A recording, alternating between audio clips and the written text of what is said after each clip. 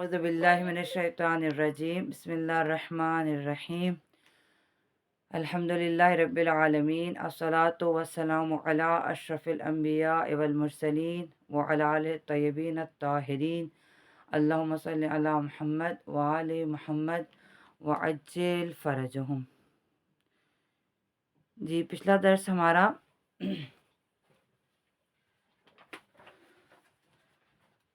ہم نے پچھلے درس میں مفہوم کی اقسام کو بیان کیا، اور مفہوم کی اقسام میں ہم نے کہا کہ سب سے پہلے اصل میں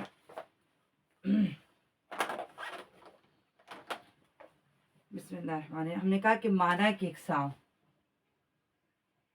صحیح، معنی کی اقسام، معنی کی اقسام کس لحاظ سے؟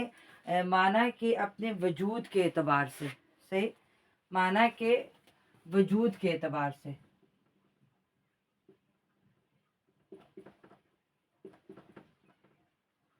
یہ ہم نے پچھلے درس میں پڑھا کہ معنی کے اپنے وجود کے اعتبار سے دو قسمیں ہیں۔ کبھی وہ وجود ذہن میں ہوتا ہے تو ہم اسے مفہوم کہتے ہیں،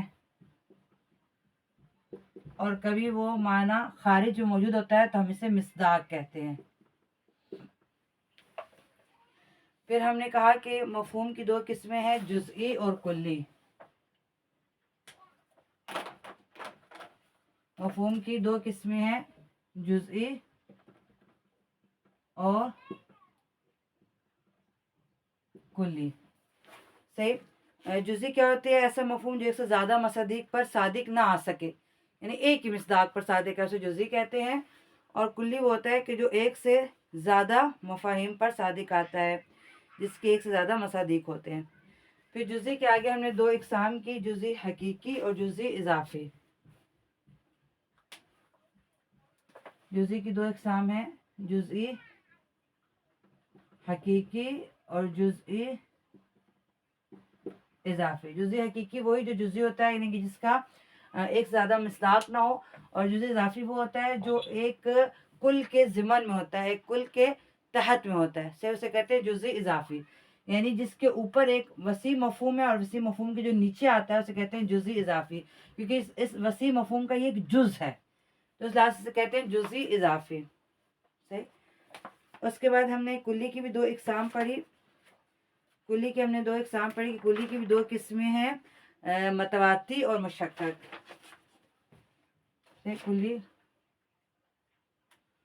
کلی کی بھی دو قسمیں ہیں، متواتی اور مشقت۔ کلی وہ ہے کہ جو ایک سے زیادہ مفاہیم پر آتا ہے،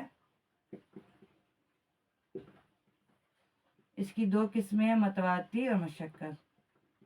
متواتی وہ ہے کہ کلی اپنے تمام مصادیق پر ایک جیسا صدق کرے، جیسے انسان ہونا، خالد، بکر، محمد، علی، تمام انسانوں پر ایک جیسا صدق کرتا ہے تو اسے کہتے ہیں متواتی۔ اور کلی مشقت وہ ہے کہ کلی اپنے تمام مفاہیم پر ایک جیسا صدق نہ کرے، جیسے ایک کلی ہے سفیدی، سفیدی جو ہے وہ اپنے تمام مصادیق پر جیسی نہیں ہوتی، بعض کی سفیدی زیادہ ہے، بعض کی کم ہے، جیسے کتاب کی سفیدی، بورڈ کی سفیدی، دیوار کی سفیدی، تو وہ ایک جیسی نہیں ہوتی، اس لیے سے کہتے ہیں مشقت، یعنی ایسا مفہوم جو اپنے مصادیق پر تفاوت کے ساتھ صادق آئے، یہ تفاوت کے ساتھ آتا ہے، اور یہ تمام مصادیق پر ایک جیسا، ایک برابر صدق ہے، جیسے انسان ایک ایسی کلی ہے کہ تمام انسانوں پر ایک جیسا صدق آتا ہے، ٹھیک ہے، یہ نہیں کہہ سکتے کہ یہ زیادہ انسان ہے، کم انسان ہے، تھوڑا انسان ہے، جیسے سفیدی میں ہم کہتے ہیں کہ زیادہ سفید ہے، یہ تھوڑی سفید ہے، یہ درمیانہ سفید ہے، تو یہ کلی متواتی اور کلی مشقت یہ ہو گیا۔ اس کے بعد ہم نے کہا کہ جو کلی ہوتی ہے اس کی دو کلیوں کے درمیان جو نسبت ہوتی ہے، وہ نسبت اربع پڑھی، دو کلیوں کے درمیان نسبت،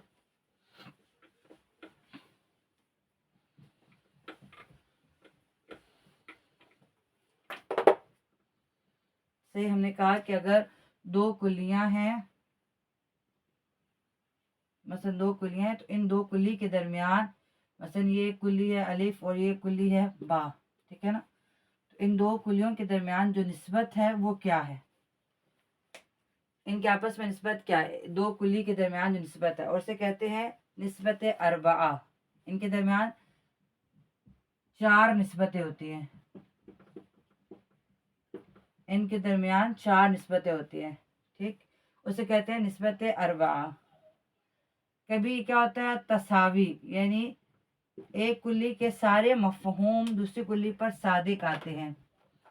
ایک کلی کے سارے مفاہیم دوسری پر صادق آتے ہیں، اسے کہتے ہیں تساوی.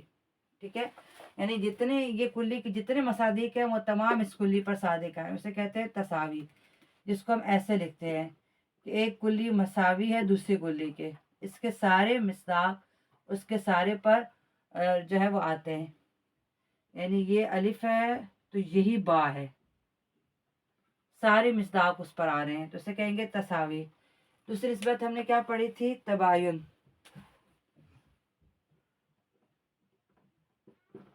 تباین کیا ہے کہ ایک کلی کا کوئی بھی مصداق دوسری کلی پر صادق نہ آئے.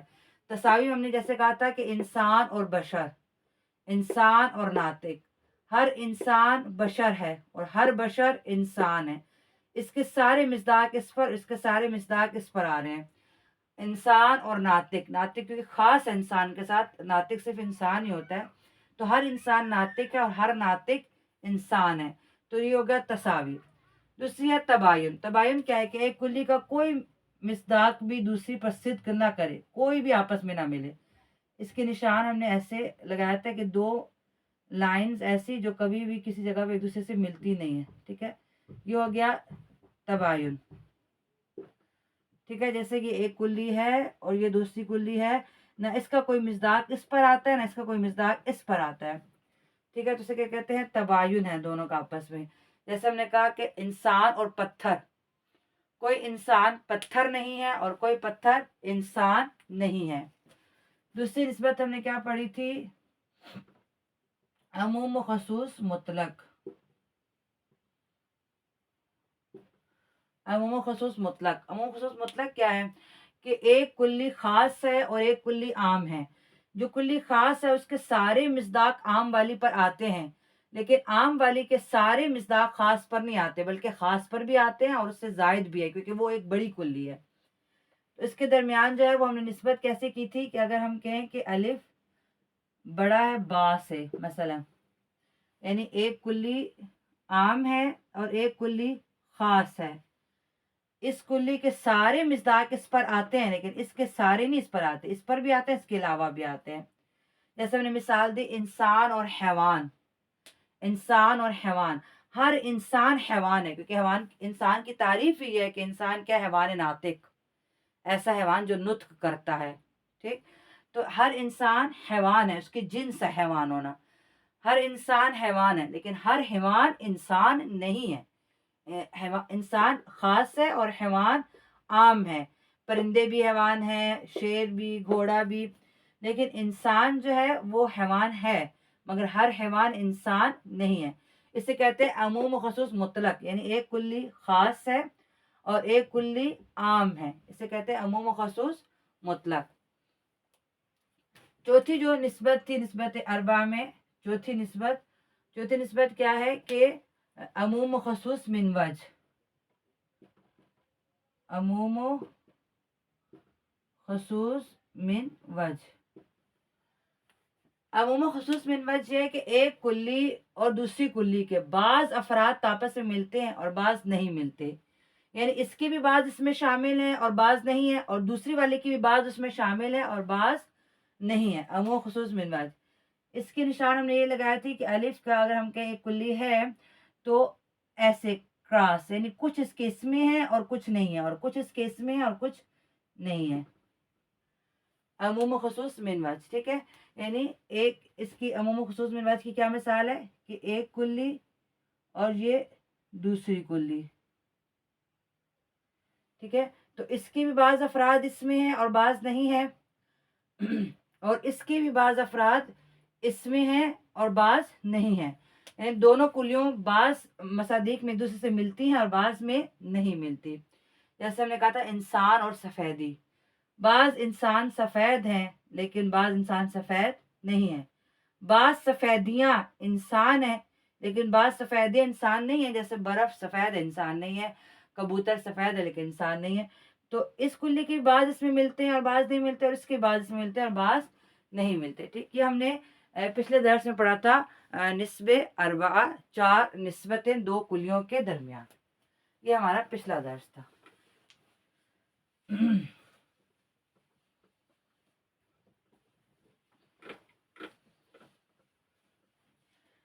ہم اگلا درس سٹارٹ کریں گے. خیران اگلا درس ہے خود کلی کے لحاظ سے کلیات خمسہ یعنی کلی 5 قسم کی ہوتی ہیں. جو مفہوم کلی ہوتا ہے وہ 5 قسم کا ہوتا ہے. اسے کہتے ہیں کلیات خمسہ. کلیات خمسہ صحیح.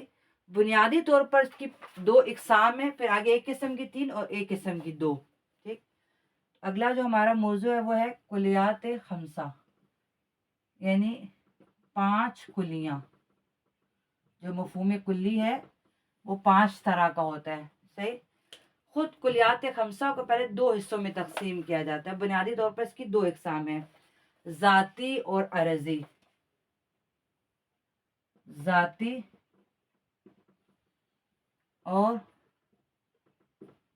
عرضی. پھر آگے اس کی 3 ہے اور اس کی 2 ہے تو کل بن گئی 5. صحیح. ذاتی اور عرضی. ذاتی کیا ہے؟ ایسی کلی جو مستقل حقیقت ہو یا جزء حقیقت ہو.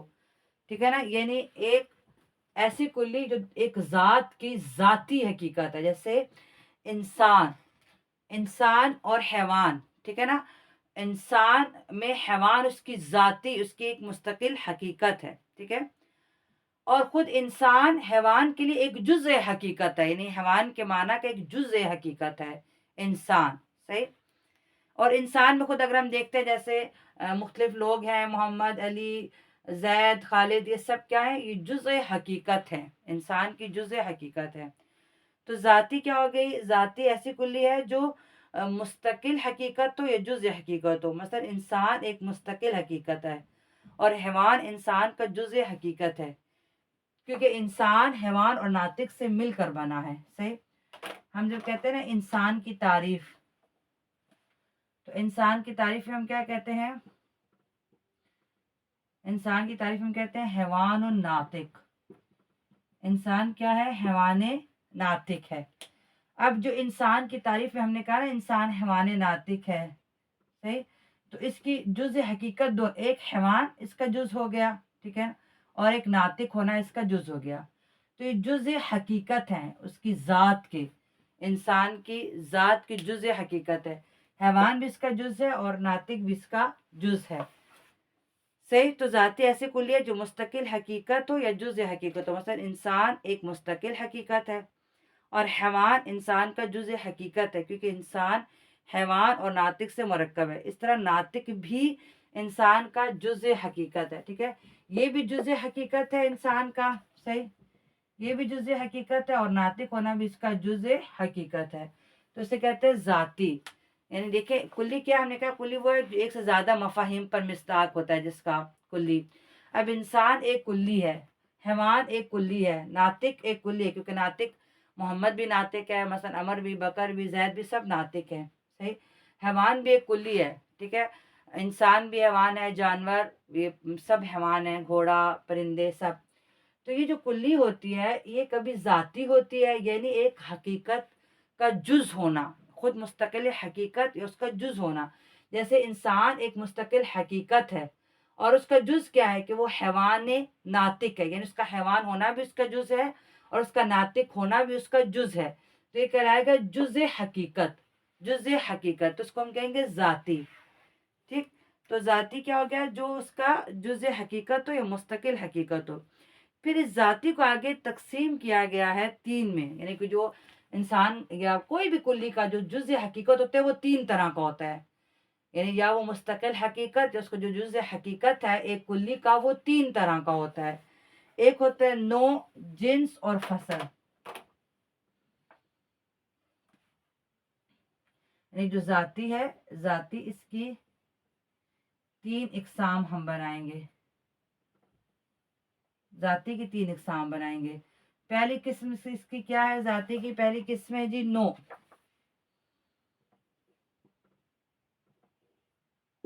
نوع. ذاتی کی پہلی قسم کیا ہے؟ نوع. نوع کیا ہے جی؟ نوع ایسی کلی جو ایک ہی حقیقت کی جزیات پر صادق آتی ہو. یعنی ایک ہی حقیقت، جو ایک حقیقت ہے، جیسے انسان اگر ایک حقیقت ہے تو جو جو اس کی جزیات ہیں ان سب پر جو صادق آئے اسے کہتے ہیں نوع. جیسے اب مثلاً آپ جانوروں کے لیں، جیسے مثلاً کبوتر، کبوتر ایک حقیقت ہے، وہ اپنے تمام کبوتروں پر صادق آئے گا۔ شیر، شیر ایک مستقل حقیقت، جتنے بھی شیر ہیں وہ شیر شیر شیر شیر شیر کہلائیں گے۔ تو اسی طرح انسان ایک وہ حقیقت ہے جو اپنی تمام جزیات پر صادق آتی، ایک ہی حقیقت جو اس کی جزیات پر صادق آئے، ایک ہی حقیقت کی جزیات پر صادق ہے۔ جیسے انسان ایسی کلی ہے جو خالد، علی، احمد، زینب، فاطمہ سب پر صادق آتا ہے۔ تو نو کیا ہو گیا؟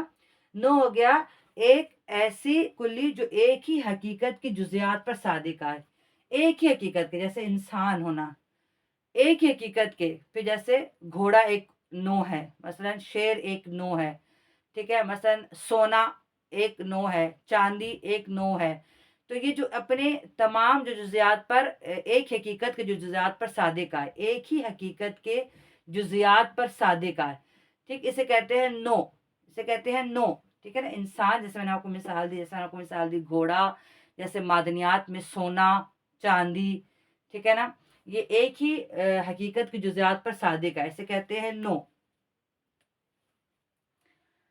ٹھیک۔ اب یہ ہوگی نو، نو کا انشاءاللہ آپ کے نزدیک بات ہوگی جو ایک ہی حقیقت کی جزیات پر صادق ہے، اسے نو کہتے ہیں۔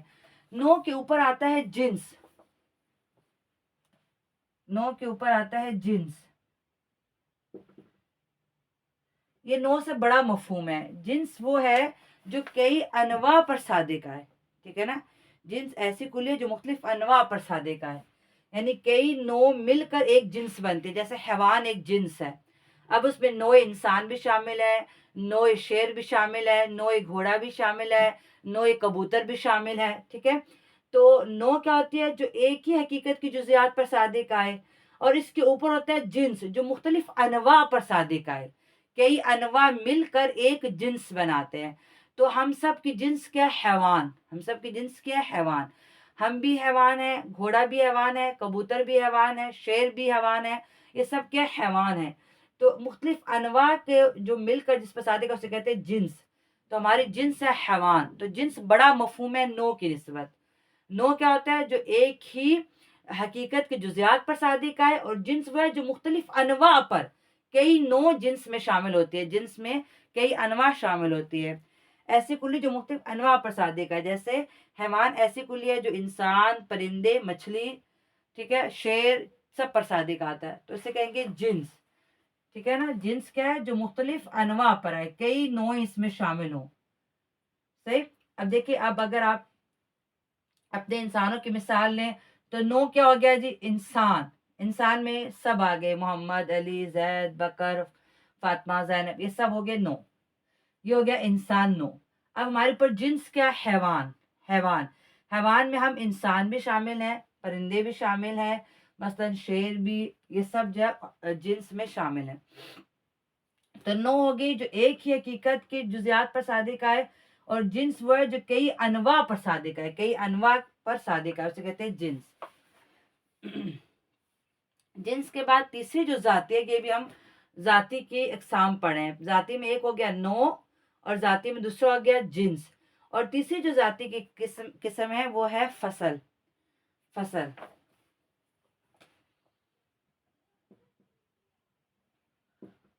فصل، ٹھیک ہے نا۔ فصل کیا ہے جی؟ فصل ایسی کلی جو کسی جنس کی ایک نوع کو باقی انواع سے تمیز دیتے، جدا کرتے۔ فصل یعنی فاصلہ کرنا، جدا کرنا، ممیز کرنا، تمیز دینا، ٹھیک ہے۔ فصل کیا؟ ایک ایسی ذاتی کلی ہے جو مختلف انواع کو ایک دوسرے سے جدا کرتی ہے۔ مثلا ہماری فصل ہے ناطق، ناطق ہمارا انسان کی فصل ہے، ناطق صرف انسان ہے، کوئی حیوان ناطق نہیں ہے، صحیح۔ اسی طرح دوسرے حیوانوں کی بھی فصل ہے جو ان کو دوسرے حیوان سے، یعنی ناطق ہونا ہمیں دوسرے حیوانوں سے کرتا ہے۔ پھر ہر حیوان کی خاص فصل ہوتی ہے، جو اس کو شیر کی خاص فصل ہے، پرندوں کی خاص فصل ہے، مثلا اسی طرح اور مختلف جانوروں کی ایک خاص فصل ہے جو ان کو ان سے جدا کرتی ہے، ٹھیک۔ تو فصل کیا ہے؟ ایسی ذاتی کلی ہے، یہ ذاتی کلی، ایسی کلی جو کئی انواع کو ایک دوسرے سے جدا کرے، ممیز کرے۔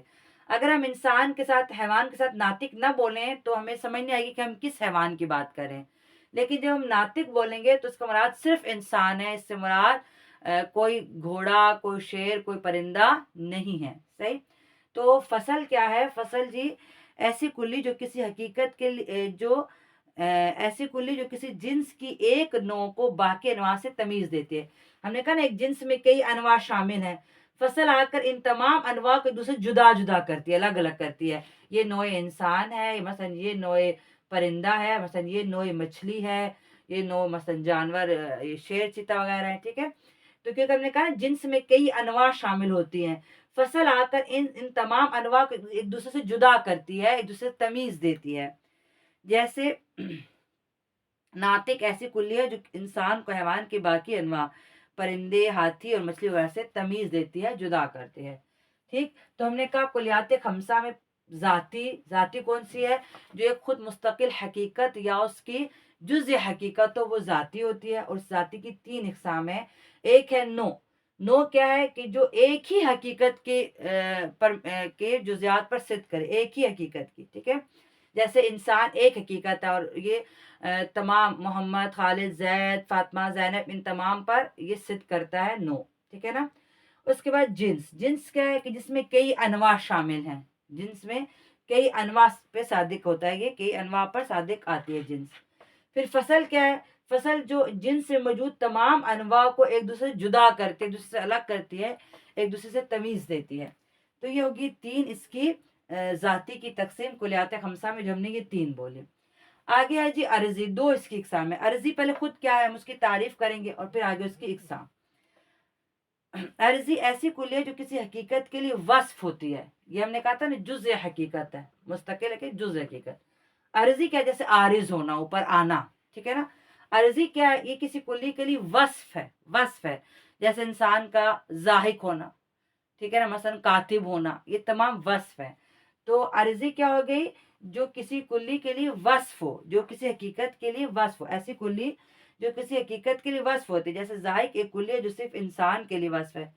اسی طرح معاشی بھی ایک کلی ہے. معاشی یعنی چلنا، معاشی کہتے ہیں چلنے والے کو. ٹھیک ہے نا، مشی چلنا، اور معاشی اسم فاعل ہے، معاشی چلنے والا. ٹھیک ہے نا، معاشی چلنے والا. 2 مثالوں نے دی انہوں نے کہا جیسے ضاحک، یہ بھی ایک کلی ہے. ضاحک یعنی ہنسنے والا، ضاحک. اور معاشی یعنی چلنے والا، معاشی یعنی چلنے والا. یہ دونوں کیا ہے؟ یہ عرضی ہے، یعنی کسی یعنی ایسی کلی جو کسی کے لیے وصف ہے، کسی کے لیے وصف ہے. ٹھیک ہے، یہ کسی حقیقت کے لیے وصف ہوتی ہے. اب ضاحک ہونا بھی ایک وصف ہے، اور معاشی یعنی چلنے والا ہونا یہ بھی ایک وصف ہے، یہ بھی ایک وصف ہے. ٹھیک ہے نا. تو یہ ہو گیا عرضی. اب اس عرضی کی بھی آگے 2 قسمیں ہیں. ایک ہے عرضی خاصہ اور ایک ہے عرض عام. صحیح، اس کے آگے 2 قسمیں ہیں، عرض خاص اور عرض عام.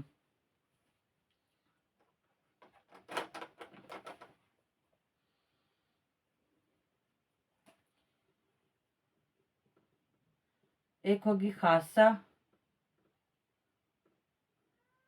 ٹھیک ہے نا. خاصہ کیا ہے؟ یعنی ایسا وصف جو ایک نوع کے لیے خاص ہے، صرف اسی کے لیے اور کسی کے لیے نہیں ہے.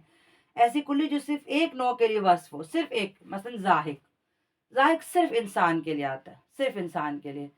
ٹھیک ہے، جانور کو ضاحک نہیں کہا جاتا، صرف انسان کو کہا جاتا ہے ضاحک ہوتا ہے ہنسنے والا، ضحک ہنسنے والا.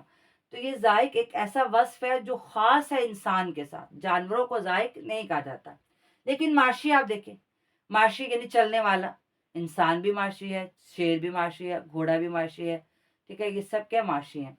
تو یہ جو ہے یہ عرض عام ہے، اور یہ کیا ہے؟ یہ خاصہ ہے جو ایک نوع کے لیے خاص ہو. ٹھیک ہے، تو خاصہ ایسی کلی جو صرف ایک نوع کے لیے وصف ہو، جیسے ضاحک انسان کا خاصہ ہے. اور عرض عام کیا ہے؟ عرض عام ایسی کلی جو کئی انواع کے لیے.